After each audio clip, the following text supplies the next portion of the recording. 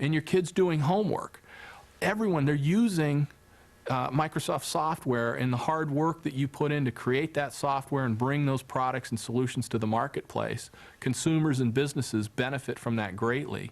So it's the opportunity to be a part of that and really have a profound impact on the world.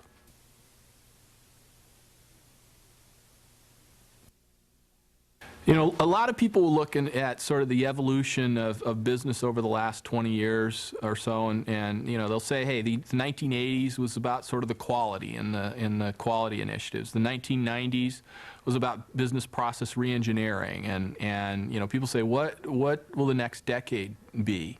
And in many ways, our view is the next decade is about velocity, and you know, Bill talks about that in his book, Business at the Speed of Thought. But in this digital economy, it's about agility. It's about how can a business, a large business, be more agile? How can they, with thousands of employees and competitors and thousands of customers, how can they get information and use that information in a way that makes them more agile than their competition? And so in many ways, that's our view of the value that we can bring to businesses. I think a lot of what Microsoft is about is empowering the knowledge worker and providing businesses with a platform to help them be more agile. It's how they can get information to the right people at the right time, make decisions faster, communicate in a more effective way. It's how they can sort of harness the intellectual capital of their knowledge workers and apply that in a way that makes them a more agile business. So, you know, our view is this next decade in many ways, it's, you know, if the theme of the 80s was quality and the theme of the 90s was process reengineering, you know, our view is the theme here in the year 2000 in this next decade, it's about velocity and it's about agility. And that's where we're focused, is helping our customers and helping businesses be more agile. And really, software and the magic of software, we think, is a key part of business agility. And that's why I think we're very optimistic about our opportunities going forward and the value we can deliver to the marketplace with the products and services that we bring to market.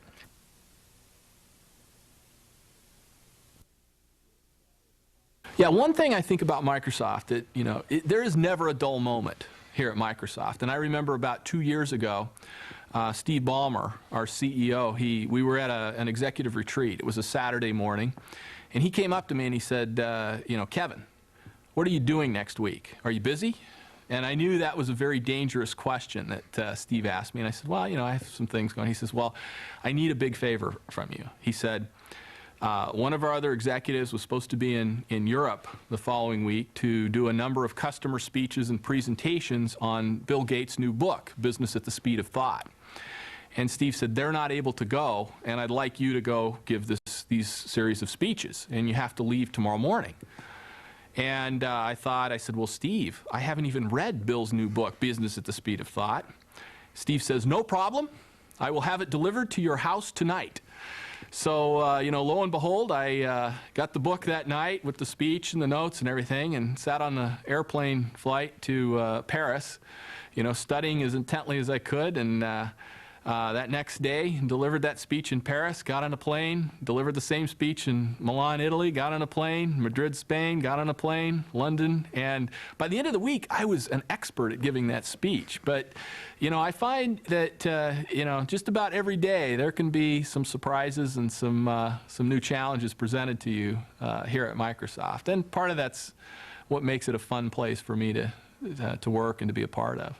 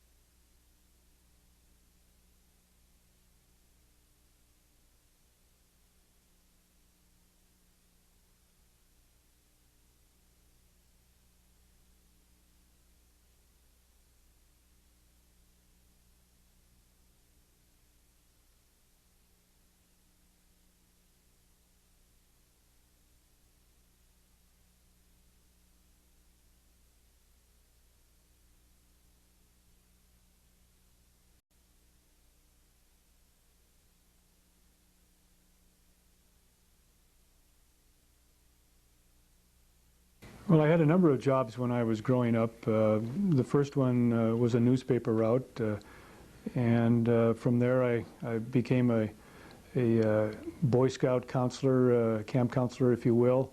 One summer, another summer I was a camp counselor for a YMCA camp. Another summer I was a camp counselor at a private youth camp, which was coeducational. Between my sophomore and junior years in high school, I had a job where I was a busboy and cleared tables from 11 o'clock in the evening until 7 o'clock in the morning. And I can tell you that after that particular experience, I knew I didn't want to do that for the rest of my life.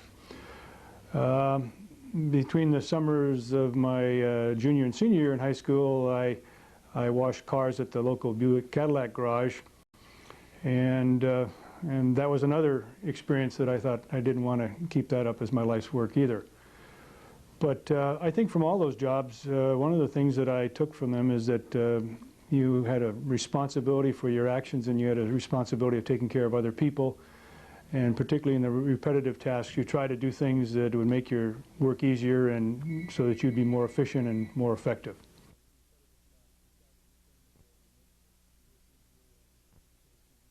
Well, it was a real shock for me to go to West Point. It was the first time I had ever been to New York, and all of a sudden I arrived at West Point, and you get off the bus, and as soon as you do that, you're met by the upper class, and right away they put you into a brace and have you drop your bag, and from that point on, for a whole year, your life is theirs, and you learn a lot of different things. At the time, you didn't really understand why you had to do some of the things that they made you do, but later on, in reflection and looking back, I think there were some good reasons to the system that had been in place. You had to be able to speak on your feet in a brace and remember all sorts of material. You had to react quick. You had responsibilities for delivering mail, newspapers, laundry to the upper class. You had to do a lot of things, and one of them, you had to learn how to control your temper. And if you ever showed that you were letting your temper get away, they were even harder on you. And so responsibility, controlling your temper, and learning how to act and react and think on your feet and to express yourself, I think were some of the things that you take away from that first year that help you later on.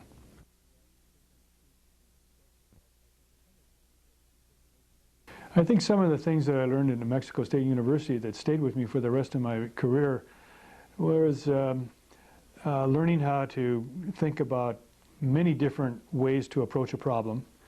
I think I came to the university with more of an authoritarian approach to leadership, and people like Dr. John Loveland and others were very instrumental in opening my mind that you know, you can do some participatory type management and get more people involved, and you can get into goal setting and getting all sorts of different kinds of results when you get people to buy into something that you're really trying to do. At one point I was the chief of staff at Fort Jackson, South Carolina, and that was in charge of an installation and all of the clubs and associations and things that were there on the post, and they all had balance sheets and income statements, and from the accounting classes and things that I had at the university, I could read them and understand them, do a little trend analysis, and try to figure out why we were having some problems or why things were going well. And there were other courses like this that I think really stood me in good stead. Getting back into writing again, and in the various subjects where we had to turn in papers and doing research. All of those things were very helpful later as I had to write papers and be able to defend them and so on.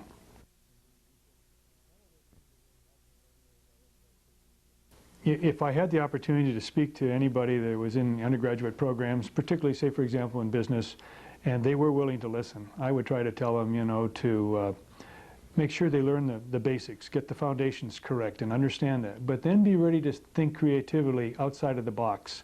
Try to look for other solutions that might be just about equally as effective, or maybe in some cases more effective. And don't be, you know, saddled by straight parameters that you can only go in certain directions. I think I would encourage them to look at ways to learn how to set their own goals and then prioritize them. And then after they do that, to figure out, well, okay, what kind of objectives do I have to accomplish in order to achieve those goals, and how do I measure that I'm accomplishing my objectives? Because it's something, you know, by doing that, that you can take with you for the rest of your life in any kind of job that you're involved in. And I think it's very important that you get a focus and a direction and you get people to do that, but you start with yourself as an individual. In addition, I would tell them not to be afraid to take a risk. The woods are full of people who would never take a risk and never go anywhere and never do anything. But they will make mistakes, and you got to be prepared to, you know, then try not to make them a second time. But one of the most important things I would also tell them is make sure you try to get proficient in at least one foreign language. The way the world is today with economics and the markets and so many things going on and the joint ventures back and forth, they really need to try to have at least one language. They'll have many more opportunities if they have proficiency in a language, and I think the whole United States need to pay more attention to that, like the Europeans do. I got a call from Dean Arnold talking about I'd just been selected to be inducted into the New Mexico State University Business School Hall of Fame, and I was really surprised, but I was also very, very pleased. I have nothing but fond memories of my time here at New Mexico State University and what that meant to me at a very crucial time in my life, and how it provided some more basics and foundation work, if you will, and building blocks to go on. And I think the people here, starting with the professors and the deans, were very, very good for the students and very flexible. You know, I had to have a back operation halfway through one of the terms, and all the professors and the dean agreed to let me take incompletes and start in the new fresh term when it started, and let me make up my work and continue on. And there's not a lot of schools that let you do those kind of things, and I really appreciated everything that they did for me. The professors were there for the students and had office hours that we come in and talk to them, and it was just a good experience all around. And so coming back here and now having a chance to represent a whole group of good people that were in my era as being into the Hall of Fame, it really means an awful lot to me.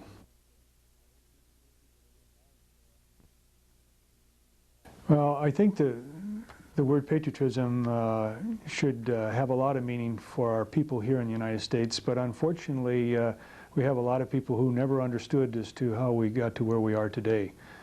In fact, we've had over a million men and women who have lost their lives in the defense of our country in all of our conflicts to date.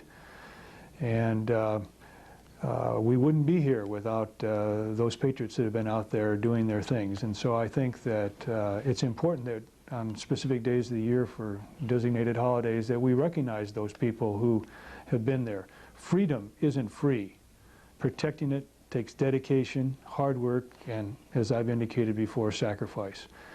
And it's very important for the world's richest country to maintain a strong defense, to be able to carry out the national security policy that has been approved by our Congress, and from which we get the National Defense Strategy. And we need to have people who are willing to serve and accept those challenges and be ready to go and fight and win our nation's wars, but they also, the people have to know back here what that really means.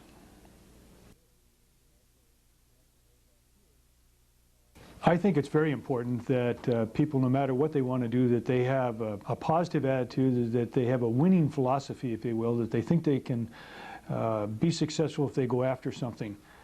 And there's something that I always had framed and hung in my every office that I ever had when I was in the Army, and it was a poem called Winning Thinking. And unfortunately, I never could find the author. But I'd like to read it to you because I think it kind of gives a good impression of what I'm talking about. If you think you're beaten, you are. If you think you dare not, you don't. If you'd like to win but think you can't, it's almost a cinch you won't. If you think you lose, you're lost. For out in the world we find, success begins with a fellow's will. It's all in the state of mind. If you think you are outclassed, you are. If you think you've got to think high to rise, you've got to be sure of yourself before you can ever win a prize. Life's battles don't always go to the stronger or faster man, but sooner or later, the man who wins is the man who thinks he can.